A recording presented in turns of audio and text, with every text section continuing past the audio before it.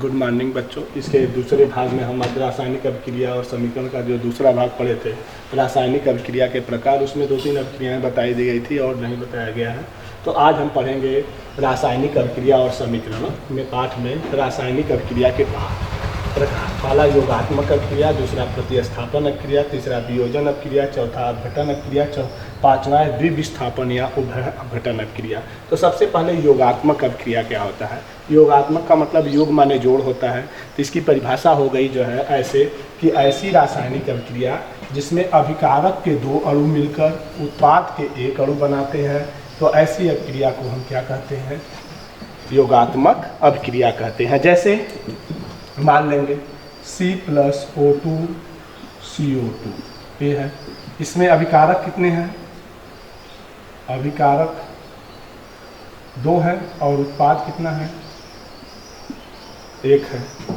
इसी तरह calcium oxide plus CO2 CaCO3, अभिकारक कितने हैं, 2, उत्पाद कितने हैं, 1। तो ऐसी रासायनिक अभिक्रिया जिसमें अभिकारक के 2 अणु मिलकर उत्पाद के 1 अणु बनाते हैं, तो ऐसी अभिक्रिया को हम क्या कहते हैं, योगात्मक अभिक्रिया कहते हैं। मतलब योगात्मक मतलब योग अभिक्रिया कहते हैं। दूसरा है इसका भाग प्रतिस्थापन अभिक्रिया। प्रतिस्थापन अभिक्रिया, इसका एक नाम और है जिसको कहते हैं विस्थापन अभिक्रिया, या इसको बोलते हैं विस्थापन अभिक्रिया। ये क्या होती है, ऐसी रासायनिक अभिक्रिया जिसमें किसी यौगिक के अणु, परमाणु और आयन को किसी दूसरे यौगिक के अणु, परमाणु और आयन उसके स्थान से विस्थापित कर देते हैं, मतलब हटा देते हैं। तो ऐसी रासायनिक अभिक्रिया को हम क्या कहते हैं, प्रतिस्थापन अभिक्रिया या विस्थापन अभिक्रिया। जैसे कॉपर प्लस सांद्र सल्फ्यूरिक अम्ल, इसमें क्या हो गया कि अब CuSO4 प्लस H2, यहाँ पर जो है क्या हो गया, हाइड्रोजन को क्या कर दिया, विस्थापित कर दिया। दूसरा है CH4 प्लस Cl2, सनलाइट में CH3Cl प्लस HCl, यहाँ पर जो है हाइड्रोजन को क्लोरीन परमाणु क्या कर दिया है, इसके स्थान से विस्थापित कर दिया। इस अभिक्रिया को हम क्या बोलेंगे, विस्थापन अभिक्रिया। मतलब ऐसी रासायनिक अभिक्रिया जिसमें जो है किसी यौगिक के अणु परमाणु को किसी दूसरे यौगिक के अणु परमाणु उसके स्थान से जो है विस्थापित करते हैं, तो ऐसी अभिक्रिया को हम विस्थापन अभिक्रिया कहते हैं। तीसरा है वियोजन अभिक्रिया। वियोजन माने टूटना होता है, वियोजन माने क्या होता है, टूटना। तो तीसरा है वियोजन अभिक्रिया। वियोजन अभिक्रिया, वियोजन अभिक्रिया क्या होती है, ऐसी रासायनिक अभिक्रिया जिसमें किसी कारक द्वारा, वो कारक कौन से होते हैं, ताप, दाब और सांद्रता। मतलब कि ऐसी रासायनिक अभिक्रिया जिसमें किसी यौगिक को ताप, दाब और सांद्रता के कारण की उपस्थिति में वह जो है गर्म करने पर 2 जो है अणुओं में जो है टूट जाता है, और ठंडा करने पर जो है वह पुनः जो है क्या होता है, जुड़ जाता है। तो ऐसी अभिक्रिया को हम वियोजन कहते हैं। ऐसी अभिक्रिया को हम वियोजन कहते हैं। यह अभिक्रिया जो है उत्क्रमणीय होती है, मतलब दोनों दिशाओं में होती है। मतलब जब गर्म करते हैं तो वह 2 बराबर भागों में टूट जाती है, और फिर जो है इनको हटा लेंगे या ठंडा करेंगे तो ये पहली जैसी अवस्था में आ जाती है। तो इस अभिक्रिया को हम जो है वियोजन अभिक्रिया कहते हैं। यह अभिक्रिया 2 तरह की होती है। पहला है ऊष्मीय वियोजन,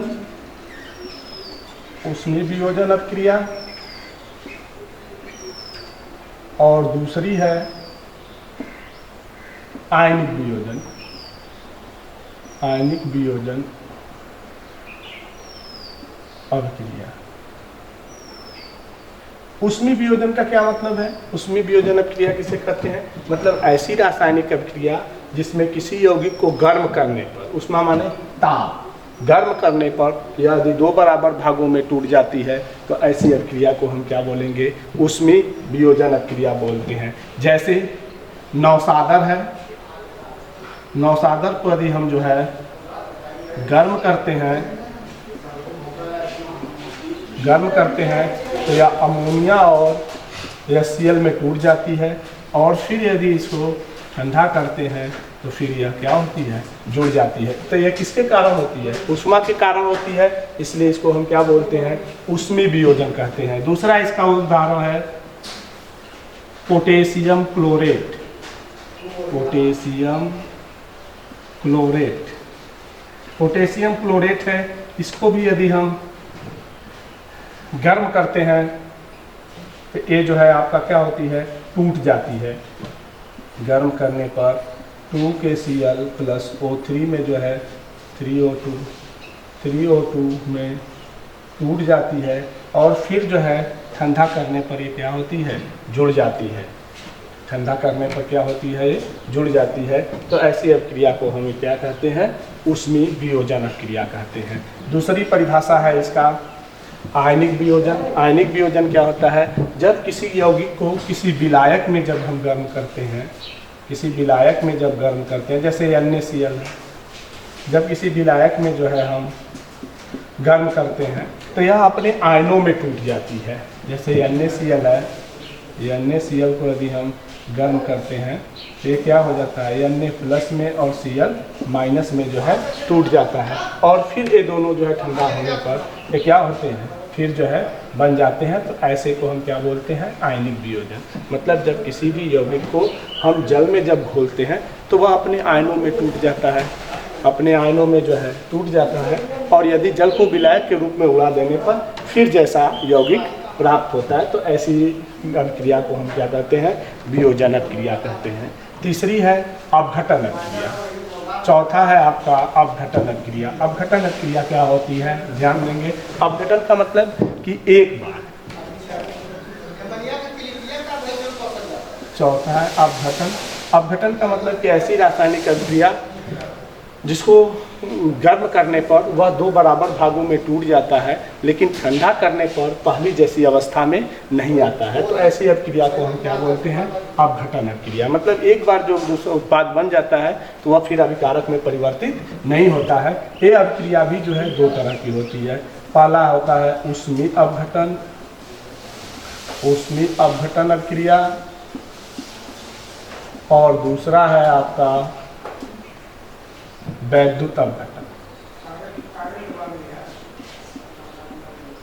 पहला है ऊष्मीय। ऊष्मीय का मतलब कि ऐसी रासायनिक अभिक्रिया जिसमें ऊष्मा देने पर वह उसके यौगिक जो होते हैं दो बराबर भागों में टूट जाते हैं और ठंडा करने पर पहली जैसी अवस्था में नहीं आते हैं। जैसे उदाहरण के तौर पर है आपका कैल्शियम कार्बोनेट।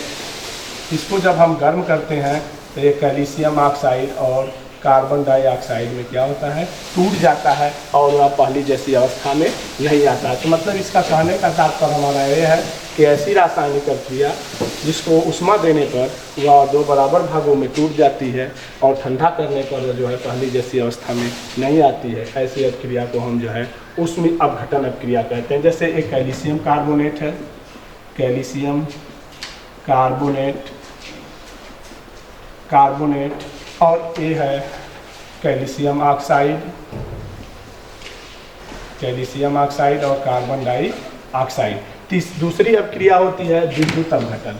जब किसी भी यौगिक को जो है हम जब किसी भी यौगिक में जब विद्युत धारा प्रवाहित करते हैं तो उसके जो यौगिक यहाँ तत्व होते हैं वह विभिन्न इलेक्ट्रोडों पर जो है चले जाते हैं। तो इस क्रिया को हम क्या बोलते हैं, वैद्युत अपघटन। जैसे उदाहरण के तौर पर हम अम्लीय जल का जब विद्युत अपघटन कराते हैं 2H2O, ये आपका अम्लीय जल है, इसका जब हम विद्युत अपघटन कराते हैं तो ये विद्युत अपघटन कराते हैं तो यहाँ पर ये 2H2 प्लस O2 मतलब जो धनायन वाला तत्व होता है वह जो है आपका धन इलेक्ट्रोड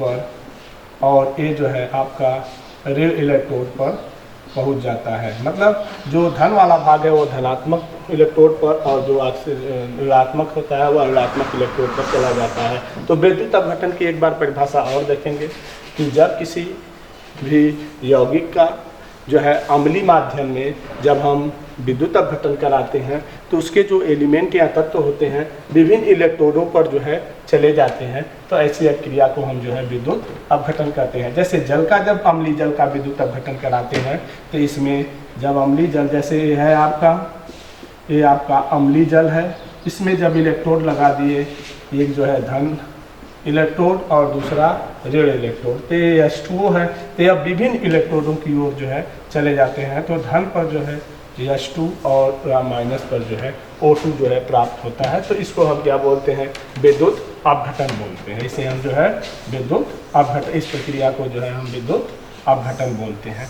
अब इसके बाद पांचवा जो है सबसे इम्पॉर्टेंट बात है, उसको बोलते हैं द्विविस्थापन अभिक्रिया या उभय अपघटन अभिक्रिया। ये क्या होती है, पांचवा है द्विविस्थापन अभिक्रिया, द्विविस्थापन अभिक्रिया या उभय अपघटन अभिक्रिया। इसमें क्या होता है, ध्यान देंगे, द्विविस्थापन मतलब दो, मतलब जब कि ऐसी रासायनिक अभिक्रिया जिसमें दो या दो से अधिक जो है यौगिक के आयनों का एक दूसरे में जो है परिवर्तन होता है, तो उसे हम क्या बोलते हैं, द्विविस्थापन अभिक्रिया। मतलब जब दो या दो से अधिक यौगिक होंगे और उनके आयनों का एक दूसरे में जो है अदला बदली होगी, तो इस अभिक्रिया को हम क्या बोलेंगे, द्विविस्थापन अभिक्रिया। जैसे उदाहरण के तौर पर हमने ले लिया सिल्वर नाइट्रेट को जो है बेरियम क्लोराइड के साथ जब हम गर्म करते हैं, तो यहाँ पर इस यौगिक, इसका नाम है सिल्वर नाइट्रेट और इसका नाम है बेरियम क्लोराइड। अब ये ध्यान देंगे, ये सिल्वर के जो है अंतिम कोष में एक इलेक्ट्रॉन है, इसलिए इस पर धन आवेश हो गया, और NO3 को जो है हम माइनस से प्रदर्शित कर दिए। यहाँ पर बेरियम के अंतिम कोष में दो इलेक्ट्रॉन है, तो दो कर दिए और इसको जो है माइनस से कर दिए, ये प्लस और माइनस है। अब ये ध्यान देंगे कि अब यहाँ पर इसके आयनों का एक दूसरे में अदला बदली होती है, मतलब इसका जो है इसके साथ, इसका जो है इसके साथ, तो ये दोनों एक एक है, इनको बराबर करने के लिए दो कर देंगे, तो अब ये होंगे क्या, इसको बोलेंगे 2AgCl प्लस BaNO3 का ट्वाइस। अब इसके मतलब द्विविस्थापन अभिक्रिया में यही बात बताई गई थी कि ऐसी रासायनिक अभिक्रिया जिसमें दो यौगिक के आयनों का एक दूसरे में अदला बदली होती है, जैसे इनके आयनों का एक दूसरे में अदला बदली हुई है, तो ऐसी अभिक्रिया को हम द्विविस्थापन या उभय अपघटन अभिक्रिया कहते हैं। जैसे AgNO3 है, तो इस Ag प्लस का किसके साथ गया है, Cl के साथ, और ये Ba बैरियम का जो है किसके साथ जुड़ा है, नाइट्रेट के साथ, तो इसका नाम हो गया सिल्वर क्लोराइड और सिल्वर क्लोराइड, और इसका नाम हो गया बेरियम नाइट्रेट, इसका नाम बेरियम नाइट्रेट। तो इस अभिक्रिया को हम बोलते हैं द्विविस्थापन अभिक्रिया। और इसमें और सी कुछ अभिक्रियाएं हैं, जैसे ऊष्माक्षेपी और ऊष्माशोषी अभिक्रिया। ऊष्माक्षेपी और ऊष्माशोषी अभिक्रिया क्या होती हैं, ऊष्माक्षेपी और ऊष्माशोषी अभिक्रिया। ऊष्माक्षेपी अभिक्रिया वह अभिक्रिया होती है जिसमें ऊष्मा का उत्सर्जन होता है, तो उसे हम क्या कहते हैं, ऊष्माक्षेपी अभिक्रिया। मतलब इसमें क्या हो, ऊष्माक्षेपी अभिक्रिया में क्या होगा कि ऊष्मा का उत्सर्जन होगा, तो ऐसी अभिक्रिया को हम क्या बोलेंगे, ऊष्माक्षेपी अभिक्रिया। जैसे ऊष्मा का उत्सर्जन कैसे होगा, जैसे कार्बन को, लकड़ी को जो है ऑक्सीजन के साथ आप जलाते हैं, इसमें से ऊष्मा निकलती है, इस अभिक्रिया को हम, जिसमें ऊष्मा निकलेगी उसको हम क्या बोलेंगे, ऊष्माक्षेपी अभिक्रिया। अब CO2 है, तो इस पर जो है इसमें 94 किलो कैलोरी ऊर्जा निकलती है। जब हम लकड़ी को, जैसे लकड़ी को आप जलाते हैं तो जो ऊष्मा के रूप में निकलती है, ऊष्मा के रूप में ऊर्जा निकलती है, उसी को हम बोलते हैं ऊष्माक्षेपी अभिक्रिया, जिसमें कितना निकलती है, 94 किलो कैलोरी। दूसरा है ऊष्माक्षेपी अभिक्रिया। क्या होती है, ऊष्माक्षेपी अभिक्रिया ऐसी अभिक्रिया जिसमें ऊष्मा का अवशोषण होता है, ऊष्मा का अवशोषण होता है, तो ऐसी अभिक्रिया को हम क्या बोलेंगे? ऊष्मा शोषी अभिक्रिया। ऊष्मा शोषी अभिक्रिया। ऊष्मा शोषी अभिक्रिया का मतलब जिसमें ऐसी रासायनिक अभिक्रिया जिसमें ऊष्मा का अवशोषण होता है, मतलब ग्रहण करती है वह ऊष्मा को, तो इसलिए हम इसको बोलते हैं ऊष्मा शोषी अभिक्रिया। जैसे N2 + O2 ये बन जाएगा 2NO। नाइट्रोजन और ऑक्सीजन गैस ये बनाती हैं नाइट्रिक ऑक्साइड। तो इसमें क्या हो रहा है? ऊष्मा का क्या हो रहा है? अवशोषण हो रहा है। जैसे 22.4 किलो कैलोरी, यहाँ पर माइनस लिखते हैं, और उत्सर्जन मतलब उत्सर्जन में प्लस और अवशोषण में माइनस। जैसे H2Cl2 2HCl ये भी है, इसमें -12 किलो कैलोरी ऊर्जा निकलती है। तो ये ऊर्जा को यहाँ कैलकुलेट कर दिया गया है, ठीक है। तो ऐसी अभिक्रिया को हम क्या करेंगे? ऊष्मा शोषी अभिक्रिया कहते हैं। अब फिर इसके बाद है ऑक्सीकरण और अपचयन अभिक्रिया। ऑक्सीकरण और अपचयन अभिक्रिया क्या होती है? ऑक्सीकरण और अपचयन अभिक्रिया। ऑक्सीकरण अभिक्रिया वह अभिक्रिया होती है जिसमें तत्व, अणु, परमाणु और आयन इलेक्ट्रॉन का त्याग करते हैं। ऑक्सीकरण अभिक्रिया जो होती है इसमें ये होता है कि जिसमें अणु, परमाणु और आयन इलेक्ट्रॉन का क्या करते हैं? त्याग करते हैं। तो इस अभिक्रिया को हम क्या बोलते हैं? ऑक्सीकरण कहते हैं। जैसे सोडियम अपना एक इलेक्ट्रॉन त्याग दिया, क्या बन गया? Sodium ion. क्लोरीन जो है एक इलेक्ट्रॉन त्याग दिया, ये क्या बन गया? Chloride ion. मतलब जो इलेक्ट्रॉन का त्याग करे उन्हें हम ऑक्सीकरण कहते हैं, ऑक्सीकरण अभिक्रिया कहते हैं। अपचयन क्या है? अपचयन अभिक्रिया वे अभिक्रिया होती है जिसमें अणु, परमाणु और आयन, अणु, परमाणु और आयन इलेक्ट्रॉन को ग्रहण करते हैं। यहाँ इलेक्ट्रॉन ग्रहण है, यहाँ इलेक्ट्रॉन त्याग है। तो यहाँ पर इलेक्ट्रॉन का ग्रहण करते हैं, तो ऐसी अभिक्रिया को हम क्या बोलते हैं? अपचयन अभिक्रिया बोलते हैं। जैसे यहाँ पर आयरन है, आयरन 2 है, एक इलेक्ट्रॉन ग्रहण कर लिया तो ये आयरन जो है 3 हो गया। यहाँ पर सोडियम है, आयन है, एक इलेक्ट्रॉन ग्रहण कर लिया तो ये सोडियम बन गया। इसमें इलेक्ट्रॉन का ग्रहण होगा और इसमें इलेक्ट्रॉन का त्याग होगा, और जहाँ पर इलेक्ट्रॉन का त्याग होता है वहाँ पर धनावेश होता है, और जहाँ पर ग्रहण होता है वहाँ पर ऋणावेश होता है। तो यहाँ पर ये ध्यान देंगे कि इसके लिखने की प्रॉपर्टी अलग है। ऑक्सीकरण में इलेक्ट्रॉन को जो है दाईं तरफ लिखते हैं, और जो है अपचयन में इलेक्ट्रॉन को जो है बाईं तरफ लिखते हैं। ये हमें ध्यान देना। ये है ऑक्सीकरण और अपचयन अभिक्रिया। इसके बाद है उदासीनीकरण अभिक्रिया किसे कहते हैं? उदासीनीकरण। उदासीनीकरण अभिक्रिया मतलब ऐसी रासायनिक अभिक्रिया जिसमें अम्ल और क्षार मिलकर लवण और जल बनाते हैं, तो ऐसी अभिक्रिया को हम क्या कहते हैं?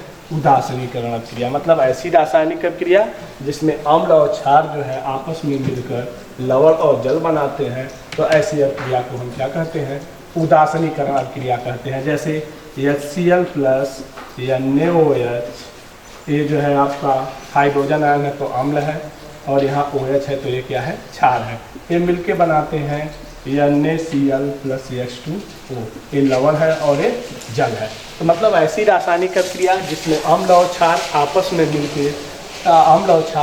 में मिलके लवण और जल बनाए, तो ऐसी अभिक्रिया को जो है हम उदासीनीकरण अभिक्रिया कहते हैं। जैसे HCl हाइड्रोक्लोरिक अम्ल और NaOH सोडियम हाइड्रोक्साइड आपस में जब रिएक्शन करते हैं तो ये बनता है नमक और जल बनता है। तो ऐसी अभिक्रिया को हम क्या कहते हैं? उदासीनीकरण अभिक्रिया कहते हैं। अभी हम ध्यान देंगे दैनिक जीवन में जो है, दैनिक जीवन में ऑक्सीकरण अभिक्रियाओं का उपयोग, दैनिक जीवन में ऑक्सीकरण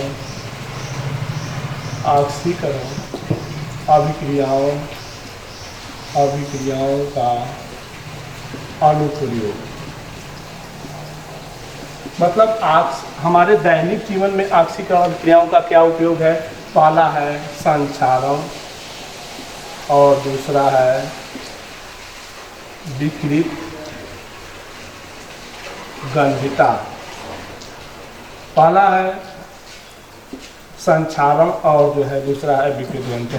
संक्षारण को जैसे आप जानते हैं कि जब किसी भी धातु को नमी या जल के संपर्क में आ जाने से उसके रंग में परिवर्तन हो जाता है, तो इस क्रिया को जैसे संक्षारण कहते हैं। मतलब संक्षारण का मतलब होता है धातुओं का क्षय होना। जैसे उदाहरण के रूप में आप देखते हैं कि जब लोहे को, आयरन को जो है और वायु या नमी के बीच में जब रख देते हैं तो उसके ऊपर जो होता है भूरे रंग की जो है परत जम जाती है। तो इसी क्रिया को हम क्या कहते हैं? संक्षारण कहते हैं। संक्षारण का मतलब ऑक्सीजन से अभिक्रिया। मतलब संक्षारण का मतलब होता है कि जब कोई भी धातु वायु और नमी के संपर्क में आने से अपनी पहचान को खो देती है, तो ऐसी क्रिया को ही हम क्या कहते हैं? संक्षारण कहते हैं। जैसे लोहे का है, आयरन लोहे को जो है वायु में जो है कुछ दिन तक छोड़ देने पर उसके ऊपर जो है भूरे रंग की एक परत बन जाती है, जिसे लोहे का संक्षारण कहते हैं। इन संक्षारण को कैसे रोका जा सकता है? तो पहला, इस पर जो है संक्षारण को रोकने के लिए पहला धातुओं के ऊपर जो है हम पेंट लगा देते हैं। दूसरा धातुओं के ऊपर जो है हम किसी दूसरे धातु की परत चढ़ा देते हैं, इससे संक्षारण को रोका जा सकता है। तीसरा जो होता है कि धातु के ऊपर जो है हम तेल या जो है ग्रीस की जो है मालिश कर देते हैं, उससे जो है आपका संक्षारण को क्या किया जा सकता है? रोका जा सकता है। इसको रोकने के लिए क्या करते हैं? उसके ऊपर पेंट का जो है लेप लगा देते हैं, या दूसरा जो है उस धातु के ऊपर धातु का जो है लेयर चला देते हैं, धातु के ऊपर धातु की परत चढ़ा देते हैं, तब भी संक्षारण रुक जाता है। तीसरा, तेल या जो है ग्रीस जो है उसके ऊपर लगा देने से संक्षारण की जो क्रिया होती है वह रुक जाती है। अब इसके बाद है विकृत गंधिता। विकृत गंधिता का आप जानते हैं, जैसे कोई भी भोज्य पदार्थों को वायु में खुला छोड़ देने पर, वायु में जब खुला छोड़ देते हैं आप, तो उसमें गंध आ जाती है। तो इसी क्रिया को ही हम क्या बोलते हैं?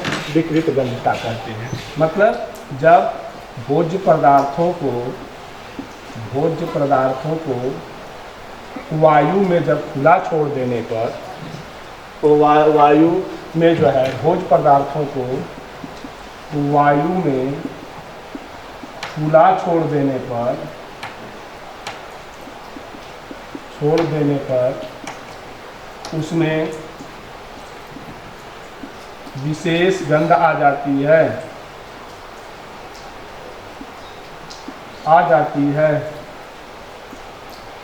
जिसे विकृत गंधिता कहते हैं। विकृत गंधिता कहते हैं। जैसे भोज्य पदार्थों को जो है, जैसे चिप्स या खाने वाले भोज्य पदार्थों को जो है हम क्या करते हैं? किसी भी प्लास्टिक में जो है रखते हैं। जैसे कुरकुरे और जो है चिप्स होते हैं, उनको जो है नाइट्रोजन गैस जो है मिलाकर उनको जो है एक थैलियों में रखा जाता है। ठीक, थैलियों में रखा जाता है, और जब तक वो थैलियों में जो है पैक होते हैं, प्लास्टिक में पैक होते हैं, तब तक वह सुरक्षित होते हैं। लेकिन जब उनको हम खोल देते हैं तो उसमें से वायु आ जाती है। जब वायु आ जाती है तो वह भोज्य पदार्थ क्या होते हैं? वायु से अभिक्रिया करके जो है भोज्य पदार्थ जो है खराब हो जाते हैं। तो इसी क्रिया को हम क्या बोलते हैं? विकृत गंधिता। मतलब भोज्य पदार्थों को वायु में खुला छोड़ देने पर उसमें एक विशेष प्रकार की गंध आ जाती है, जिसे हम विकृत गंधिता कहते हैं। तो जैसे जो है कुरकुरे या जो है चिप्स जो होते हैं, उसमें नाइट्रोजन गैस जो है भरकर जो है सुरक्षित रखा जाता है, और यदि खोल देते हैं तो उसमें वायु पहुंच जाती है और भोज्य पदार्थ जो है खराब हो जाते हैं। तो हमारे दैनिक जीवन में ऑक्सीकरण अभिक्रियाओं का उपयोग में संक्षारण और जो है विकृत गंधिता, जैसे विकृत गंधिता बताया गया था, संक्षारण जो होता है जब कोई भी धातु वायु और जो है नमी के संपर्क में आता है तो वह अपनी पहचान खो देता है। तो इसी क्रिया को हम संक्षारण या धातुओं का क्षय कहते हैं। जैसे लोहे को जो है हम नमी में रख देते हैं तो कुछ दिनों के बाद उसके ऊपर भूरे रंग की परत बन जाती है। जब भूरे रंग की जो है परत बन जाती है तो हम कहते हैं कि धातु का क्षय हो गया, मतलब संक्षारण हो गया। इसको बचाने के लिए अभी बताया गया था 3 प्रोसेस। पहला कि पेंट चढ़ा देते हैं, दूसरा धातु के ऊपर धातु की परत चढ़ा देते हैं, तीसरा जो है ग्रीस या पेंट के द्वारा जो है उसको बचाया जा सकता है। तो यह पार्ट जो है कंप्लीट हो गया। धन्यवाद।